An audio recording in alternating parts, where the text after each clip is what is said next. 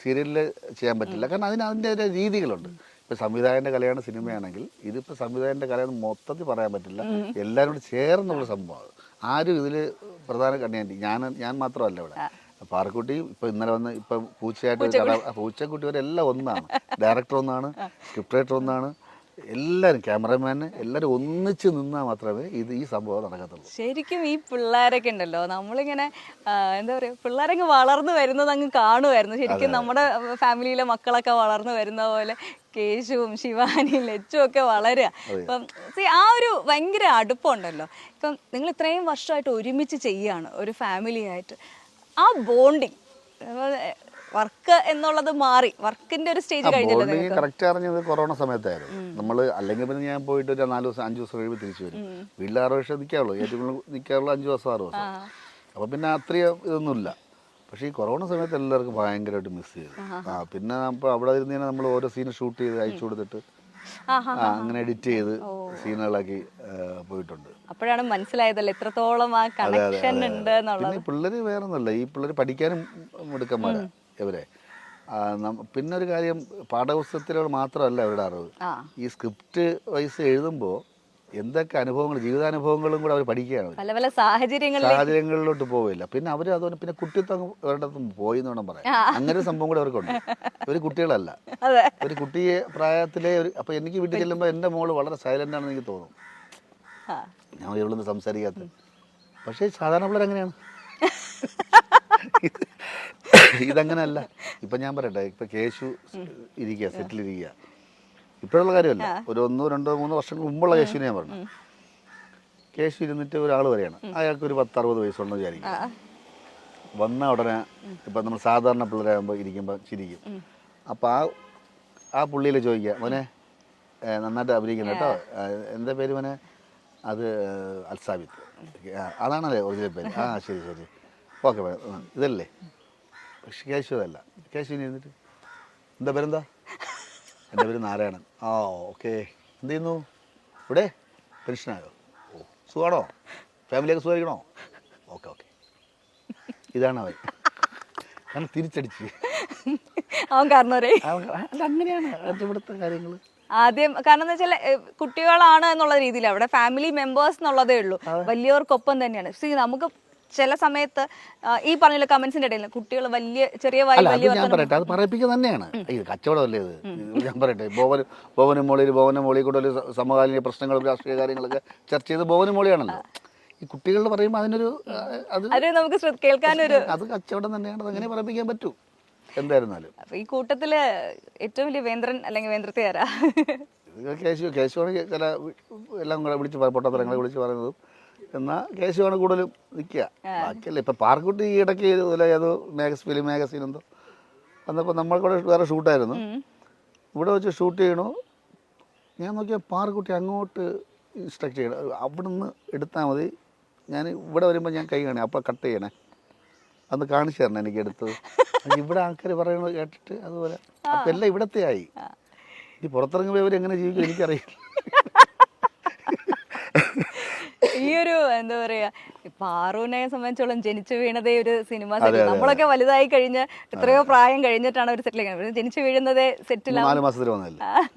അപ്പോൾ ഈ ഒരു സ്റ്റേജ് ഉണ്ടല്ലോ, നമ്മുടെ ചേട്ടന് ശരിക്കുള്ള ഒരു മോളാണ്, പക്ഷെ നിറയെ കുട്ടികളുള്ളൊരു ഫീൽ തന്നെയല്ലേ. കേശു ഉണ്ടല്ലോ, അതൊക്കെ വളർന്നു വലുതായി, എല്ലാവരും മീശയൊക്കെ വന്ന് കേശുവിന്റെ സൗണ്ട് മാറി. ഒരു ഭയങ്കര ഒരു ചേട്ടന ഈ റിയൽ ലൈഫിൽ ആ ഒരു റെസ്പോൺസിബിലിറ്റി കൂടുതൽ ഫീൽ ചെയ്യാറുണ്ടോ? അതായത് മക്കളൊക്കെ വളർന്നു തോന്നുമല്ലോ സാധാരണ നമുക്ക് അത്. അപ്പൊ ഈ കുട്ടികള് വളർന്നു വരുന്നത് നമ്മൾ കണ്ടുകൊണ്ടിരിക്കുകയാണ്. ഇവരോടുള്ള ഒരു സമീപനം, നമ്മൾ കോ ആർട്ടിസ്റ്റുകൾ എന്നുള്ള സ്റ്റേജ് കഴിഞ്ഞ് മാറി. അപ്പം ഇവരുടെ ഒരു വളർന്നു വരുന്ന സിറ്റുവേഷൻസിലൊക്കെ നിങ്ങൾ ഇടപെടാറുണ്ടോ? അല്ലാത്ത സമയത്ത് എല്ലാ കാര്യങ്ങളും ഇടപെടാറില്ല. ഇപ്പം എൻ്റെ മോളെ കാര്യത്തിൽ ഞാൻ ഇടപെടാറില്ല. ഇപ്പം ഞാൻ മൊബൈൽ വാങ്ങിച്ചു, ഞാൻ മൊബൈൽ പിടിച്ച് നോക്കാറില്ല. പഠിക്കണം എപ്പോഴും പറയാറില്ല. എത്ര ആരോഗ്യം നോക്കാൻ ഞാൻ പറയും. അത് ഈ പിള്ളേർക്കും പറയും, ഈ സമയത്ത് ഭക്ഷണം കഴിക്കുക, അല്ലെങ്കിൽ അവരുടെ ഹെൽത്ത് നോക്കുക. കാരണം അതുകൊണ്ടെങ്കിൽ എല്ലാം ഉള്ളൂ. അപ്പം മോളെടുത്തും അങ്ങനെ തന്നെ, അതേസമയം എല്ലാവരും എടുത്തും ഒരുപോലെ. മോള് പണ്ടൊക്കെ ഭയങ്കര എടുക്കണം, കേശുവിനൊക്കെ എടുക്കണം കേശുവിന് എടുക്കണം എന്നൊക്കെ പറയും. എന്നെ എടുക്ക്, കേശുവിന് എടുത്തില്ലേ എന്നൊക്കെ പറയുള്ളൂ. ഇപ്പൊ മോള് അഭിനയിക്കാനായിട്ട് വന്നിട്ടുണ്ട്. മോള് വല്യച്ചാന്ന് വിളിക്കേണ്ടി വന്നു അല്ലേ? അവള് ഭയങ്കര താല്പര്യം അഭിനയിക്കാൻ. അയ്യോ, ഞാൻ കൊച്ചിലെ പോലെ ഞാൻ റിഹേഴ്സലിൽ പോകുമ്പോഴേ ഇവളെ കൊണ്ടുപോകും. അപ്പോൾ അവിടെ ഇരുന്ന് ഇങ്ങനെ നാടകങ്ങളൊക്കെ കണ്ട് പണ്ട് സംസ്കൃത ഡയലോഗ് കാണാതെ പറയുമായിരുന്നു ഇവള്. പിന്നെ ഇപ്പോഴും അഭിനയിക്കാൻ ചോദിച്ചു കഴിഞ്ഞാൽ വേറെ ഒന്നും വേണ്ട, അഭിനയിക്കാൻ. ഞാൻ പറഞ്ഞ പഠിത്തമൊക്കെ കഴിയിട്ട് അങ്ങനെ പറയണത് മോശമാണ്, പഠിത്തം കഴിച്ചിട്ട് എന്താവാൻ, അങ്ങനെയൊന്നുമില്ല. നല്ലൊരു ബേസിക് അങ്ങനെ കാര്യം. ഇപ്പോൾ നമ്മൾക്കിപ്പം ബേസിക് ആയിട്ടുള്ള നോളജ് എൻ്റെ വിദ്യാഭ്യാസ യോഗ്യത അനുസരിച്ചല്ല. ഞാൻ അവിടെ ഇൻസ്റ്റിറ്റ്യൂഷനിൽ പോയതുകൊണ്ട് കാവലസ്ഥാനോട് നിന്നുകൊണ്ട് ഈ കണ്ടും കേട്ട് ലോകപരിചയമൊക്കെ ആയതുകൊണ്ടുള്ള കുറച്ച് അറിവ് എനിക്ക് കിട്ടിയതുകൊണ്ട് എനിക്ക് ജീവിക്കാനുള്ളൊരു അത് കിട്ടിയതുകൊണ്ട് ഒരു കഥാപാത്രം പറഞ്ഞു കഴിഞ്ഞാൽ എനിക്ക് എന്താണെന്ന് മനസ്സിലാക്കാം. ഇപ്പം ഇല്ലായ്മയും അവന് വയ്യാതെ വല്ലായ്മയൊക്കെ പറഞ്ഞു കഴിയുമ്പോൾ ഒരു ക്യാരക്ടർ എങ്ങനെയാണ് നമുക്ക് മനസ്സിലാക്കാനുള്ളത് ഇതിലൂടെയാണ്. ഈ കുട്ടികൾ ഇനി ആരും 20 വർഷമൊന്നും പോയിട്ട് നാടകത്തിൽ പരിചയപ്പെടാനൊന്നും പോകണില്ല. അപ്പോൾ വിദ്യാഭ്യാസത്തിലൂടെയും വായനയിലൂടെയും കിട്ടുന്ന അറിവ് ഉപയോഗിച്ചിട്ട് നമുക്ക് ഇതിൽ നിൽക്കാൻ പറ്റും. അപ്പോൾ അതുകൊണ്ടാണ് ഞാൻ പറഞ്ഞത് പഠിക്കുക എന്ന് പറയുന്നത്. അതുകൊണ്ടാണ് കണ്ണൻ ചേട്ടനുമായിട്ടുള്ള ഒരു ബന്ധത്തിലാണ് ഇതിലേക്ക് എത്തിപ്പെടുന്നത് അല്ലേ? കണ്ണൻ്റെ ബന്ധം എന്ന് പറഞ്ഞു കഴിഞ്ഞാൽ ഒരുപാട് പറയണത്. ബാസി ബന്ധം എന്ന് പറഞ്ഞു കഴിഞ്ഞാൽ നമ്മുടെ സോപാനത്തിൽ മോഹിനിയാട്ടം ചെയ്യുന്നൊരു ഗോപി വർമ്മ അറിയാമല്ലോ, നമ്മുടെ കവടി. അപ്പോൾ അവരാണ് ഇവിടെ എന്നെ എത്തിച്ചത്. അപ്പോൾ എന്നോട് ചോദിച്ചു ഇങ്ങനെ നിന്നാൽ മതിയോ, എന്തെങ്കിലുമൊക്കെ പുറത്ത് ചെയ്യണ്ടേ അവർക്ക്. ഞാൻ പറയാൻ നമുക്കങ്ങനെ പരിചയം, നമ്മൾ ഇതിനകത്ത് കിടക്കുകയല്ലേ. അപ്പോഴൊരു കാര്യം ചെയ്ത് ഞാൻ ഒരാളെ പരിചയപ്പെടുത്തുന്നു പറഞ്ഞാൽ ഏഷ്യാനിലെ ഷായി ചേട്ടൻ ക്യാമറ, ഷായി ചേട്ടനെ, പിന്നെ ഷായി ചേട്ടനെ ശിവകുമാർജി പരിചയപ്പെടുത്തുന്നു. ശിവകുമാർജിക്ക് കവടിയാറുള്ളൊരു സിനിമയൊക്കെ വളരെ സീരിയസ് ആയിട്ട് കാണുന്ന ഒരാളും നിരൂപണം ചെയ്യുന്ന ഒരാളുമാണ് ശിവകുമാർജി. അദ്ദേഹത്തിൻ്റെ ഫസ്റ്റ് ഷോർട്ട് ഫിലിം കൂട്ടിലേക്ക് അദ്ദേഹത്തിന് ഒരു 8 അവാർഡ് വാങ്ങിച്ചു കൊടുത്തു. അപ്പോൾ അദ്ദേഹമാണ് എന്നെ നേരത്തെ പറഞ്ഞ ഒരു കാര്യമുണ്ട്, ഈ നാച്ചുറലായിട്ട് ഇപ്പം ചെയ്യണമെന്ന് പറഞ്ഞ സംഭവം. അങ്ങനെ പുള്ളി ആദ്യം ഒരു ഡയലോഗ് വന്നിട്ട് ചെയ്യാൻ പറഞ്ഞു. ഞാൻ നാടകക്കാരനാണല്ലോ. അപ്പോൾ പുള്ളി പറഞ്ഞു 2 മാർക്ക് തരാം, പിന്നെ ഒരു കാര്യം കൂടെ ചെയ്യണം, ഇനി ചാൻസ് ചോദിച്ചു ആരുടെ അടുത്ത് പോകരുത്, കാരണം വേറെ ആൾക്കോ കിട്ടാനുള്ള ചാൻസ് പിച്ചു തട്ടിച്ചെടുത്തിട്ട് പിച്ചു കുളമാക്കും, അതുകൊണ്ട് അവരെങ്ങനെ രക്ഷപ്പെട്ടു. പുള്ളി അതാ പറഞ്ഞത്, സത്യം. അതുകൊണ്ട് 2 മാർക്ക് ഞാൻ തരാം, അല്ലാതെ ഇത് ബിജുവിന്, കാരണം നാടകത്തിൻ്റെ അകത്തായി പോയി ബിജു തിരിയുന്നത് പോലും കണ്ടിങ്ങനെയാണ്. അപ്പോൾ പിന്നെ എങ്ങനെയാണ് ബിജു? അപ്പം പിന്നെ അത്രയും ഹാർഡ് വർക്ക് ചെയ്താൽ മാത്രമേ നടക്കൂ എന്നുള്ളത്.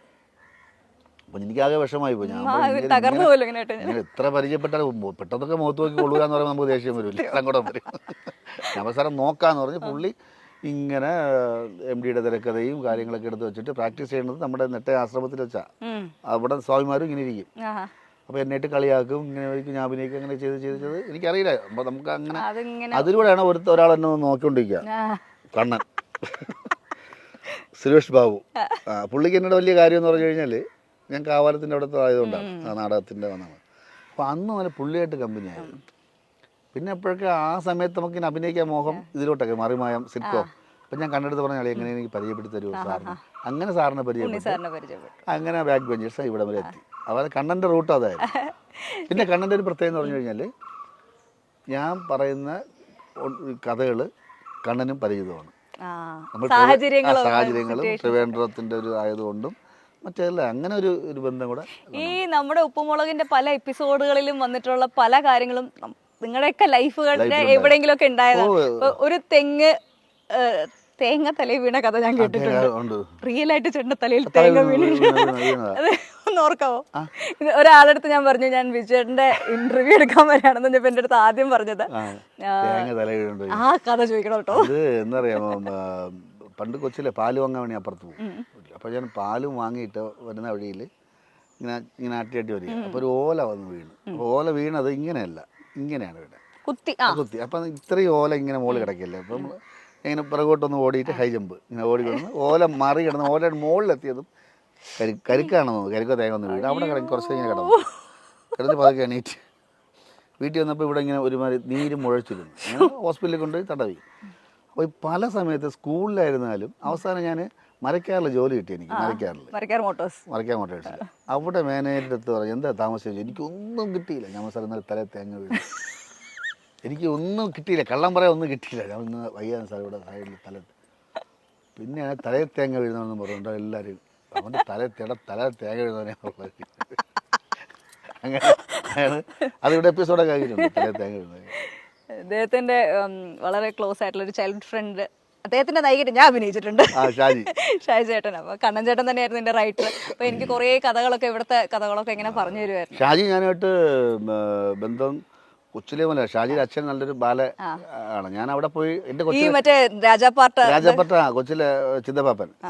എനിക്ക് തോന്നുന്നു കൊച്ചിലെ ഞാൻ അവിടെയൊക്കെ പോയി കിരീടമൊക്കെ എടുത്ത് നോക്കുകയും ഷാജിയുടെ വീട്ടിലെ അന്ന് ഷാജി എന്നെക്കാൾ വളരെ ജൂനിയറാണ് ഷാജി. അങ്ങനെ ചെയ്യുമായിരുന്നു. പിന്നെ നമ്മൾ പ്രീ ഡിഗ്രിക്ക് പഠിച്ചപ്പോഴാണ് ഞാൻ ഷാജി ദീപു എന്നൊരു ഫ്രണ്ടും കൂടെ ട്രിവേൻഡ്രത്ത് നിന്ന് ദേവികുളം വരെ സൈക്കിളിൽ പോയി. ഞാൻ കഥ കേട്ടിട്ടുണ്ട്. എന്തിനാണ് ഈ ദേവികുളത്ത് പോകുന്നത്? അല്ല, അവിടെ എൻ്റെ ഒരു വലിയ ഉണ്ടായിരുന്നു. പുള്ളി സബ് രജിസ്റ്റർ ഓഫീസറാണ്. ട്രിവാൻഡ്രത്ത് നിന്ന് ദേവികുളം എന്ന് പറഞ്ഞാൽ അത്യാവശ്യം നല്ല ദൂരമുണ്ട്. എത്ര ജില്ലകൾ തണ്ടണം. പക്ഷെ ഞാനും ഷാജി കോതമംഗലം വരെ പോയി. അവിടുന്ന് അങ്ങോട്ട് വിട്ടില്ല. ആൾക്കാർ പറഞ്ഞ ആന ഇറങ്ങും, ഒരു സൈക്കിളും കൊണ്ട് പോകണ്ട. കോതമംഗലത്ത് നിന്ന് ബസ്സിൽ പോയി ദേവികുളത്ത്. ഒരു ക്രിസ്തുമസ് സമയമായിരുന്നു. അവിടെ കരോളിലും പങ്കെടുത്ത് തിരിച്ച് നമ്മൾ ഇത് എത്ര പ്രായമുള്ളപ്പോഴാണ്? അതിപ്പോ എനിക്കൊരു 18-19 വയസ്സ്. ലൈഫിലെ നമ്മുടെ ഈ പറഞ്ഞ പോലെ ആ ഒരു കാലഘട്ടത്തിൽ ഉണ്ടാവുന്ന എക്സ്പീരിയൻസ് ഒക്കെയാണ് നമ്മൾ എന്താക്കി മാറ്റുന്നു എന്നുള്ളത്. ആ കാലഘട്ടമൊക്കെ എങ്ങനെയായിരുന്നു ചേട്ടൻ്റെ ആ ഒരു അടിപൊളി സമയം? അടിപൊളി എന്ന് പറഞ്ഞു കഴിഞ്ഞാൽ ഞാൻ പറഞ്ഞില്ലേ, ഈ പ്രത്യേകിച്ച് നാടകങ്ങൾ കാണുക.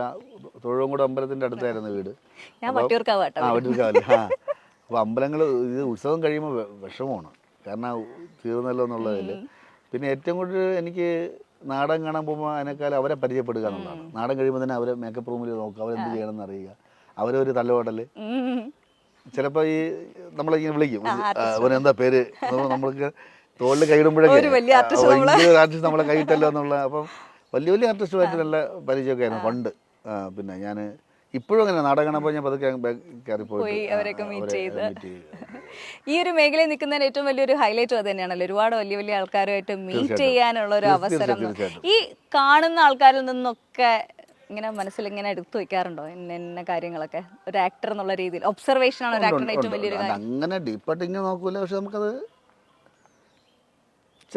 അറിയാതെ തന്നെ വരും. ചിലയുടെ രീതികളൊക്കെ വരും. ഇടയ്ക്ക് ഈ ഒരാൾ എന്നെ വിളിച്ചിട്ട് പറഞ്ഞു, ഇത് എന്താ അതിന് വേറെ ഏത് ഇൻ്റർവ്യൂ ഞാൻ പറഞ്ഞു തോന്നുന്നത്, നിങ്ങളെന്തോ തമാശ ആണോ ചെയ്യുന്നത് ഇപ്പോൾ? ഞാൻ പറഞ്ഞു തമാശ ഇല്ല, അവർ പറഞ്ഞിട്ട് നിങ്ങൾ തമാശ എന്തോ ആണ്, ഒന്ന് കാണിച്ചേ എന്ന് പറഞ്ഞു. ഞാൻ പറഞ്ഞല്ല, അല്ല സാറേ ഞാനിങ്ങനെ ഇപ്പം തമാശ കാണിക്കുന്നത് അല്ല തമാശ എന്നൊക്കെ. അപ്പം എനിക്കിങ്ങനെ അതും എനിക്ക് ദേഷ്യമൊന്നുമില്ല. ഞാനിങ്ങനെ